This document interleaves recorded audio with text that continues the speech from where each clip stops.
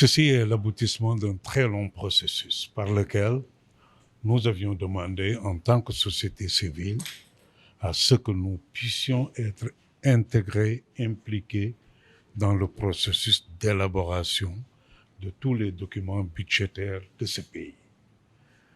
Et aujourd'hui, le ministère, l'État a agréé cette demande en disant, auparavant, on prenait le point de vue de la société civile sur le document de programmation budgétaire et économique pluriannuel qui identifiait les priorités sur lesquelles nous allons investir les ressources publiques de ce pays pour les 3 prochaines années. Mais auparavant, c'est après l'avoir élaboré que nous étions consultés. Aujourd'hui, il y a une innovation majeure. L'innovation majeure vient du fait que les nouvelles autorités ont demandé à ce que nous puissions être consultés en amont et non plus en aval de ce processus. Et cela, nous nous en réjouissons. Donc aujourd'hui, nous avons regroupé toutes les organisations de la société civile pour qu'ensemble, avec la Direction générale du budget, nous puissions échanger et leur donner les préoccupations, les attentes de nos communautés, et particulièrement les plus défavorisées d'entre elles, sur des questions de satisfaction des besoins essentiels, sur des questions de transparence de nos ressources, sur des questions d'efficacité dans l'utilisation de nos ressources.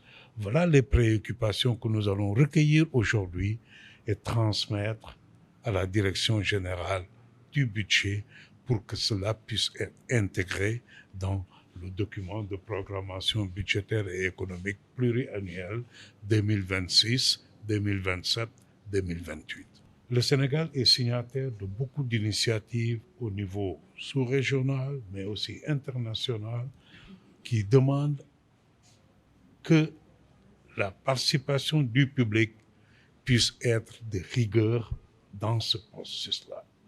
Il en est ainsi du PGO, le partenariat pour un gouvernement ouvert. Il en est de même, on retrouve ces mêmes indications dans le document, l'index sur le Parlement ouvert, mais on le retrouve encore de manière beaucoup plus proche. Dans la zone de l'UEMOA, les directives de l'UEMOA demandent à ce que la participation de la société civile soit de rigueur. Mais quand on parle de participation de la société civile, nous, on insiste sur l'efficacité de cette consultation. Vous ne pouvez pas produire un document et ensuite venir le présenter bien en aval à la société civile. Ce que nous disions, c'est durant la période d'élaboration que nous devons être consultés.